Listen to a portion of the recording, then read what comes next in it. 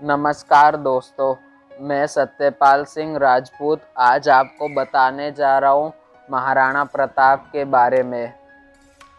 उनके जन्म हुआ था 9 मई 1540। उनके पिताजी थे राणा उदय सिंह जी, माँ थी रानी जयवंता बाई और उन पर हमारे पूरे देश को गर्व है।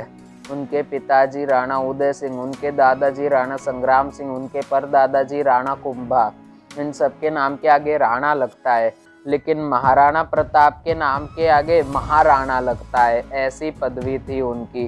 वह उनके पास 80 किलो का भाला, 2 तलवार थी, 10 किलो की, 70 किलो का कवच था, 10 किलो के जूते थे, 75 किलो के वह स्वयं थे और वह जंगलों में रहते थे। वहाँ पर वह आदिवासियों को ट्रेनिंग दिया करते थे, घास की रोटी खाते थे। वो फिजिकली स्ट्रॉन्ग बने।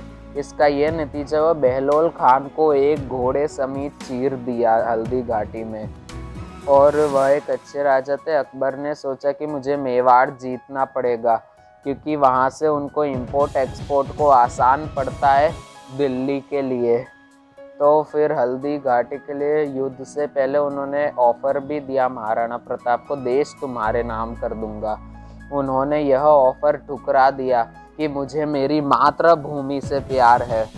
यह हल्दी घाटी में इतना घमासान युद्ध हुआ कि आज भी वहाँ पर खून की नदियाँ बहती है। और फिर महाराणा प्रताप का घोड़ा चेतक भी स्वामी भक्ति की अहम भूमिका निभाई। वह हाथी पर चढ़ गया, पैर कट गए और वहाँ एक लंबी घाटी कूद गया उनके लिए और मर गया। उनका हाथी राम प्रसाद भूखा प्यासा रहा। एक दिन अकबर के दरबार में एक अफवाह उड़ी कि राणा हार स्वीकार कर रहे। इस खुशी में अकबर ने दिल्ली के पृथ्वीराज सिंह को बुलाया और फिर उन्होंने एक संदेश लिखा। मैंने आज सुना है कि हाथी कुत्ते की जिंदगी जिएगा, चातक धरती का पानी पिएगा, रजपूती विधवा हो जाएगी। क्या बादल सूरज की किरणों को ढकेंगे? क्या यह सच है राणा जी? उन्होंने उत्तर दिया, आसमान के बादलों में वह ताकत नहीं कि उगते सूरज की किरणों को रोक सके। शेर की मार सह सके ऐसा प्राणी आज तक पैदा नहीं हुआ। अब उन बाजुओं में ताकत है, ना रजपूती विधवा होगी, ना तलवार विश्राम करेगी। चातक प्यासा मर जाएगा, लेकिन धरती का पानी नहीं पिएगा। आप निश्चिंत रहिए, मेवाड़ की मूंछ कभी नीची नहीं होने दूंगा। और वह हल्दी घाटी का युद्ध जीते।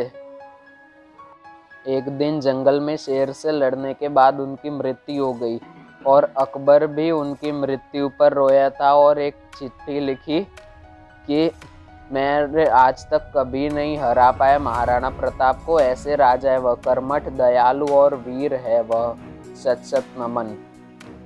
अब आप पढ़िए राणा के सिद्धांत और मेरी लिखी गई कविता जो आगे दिखाई गई है।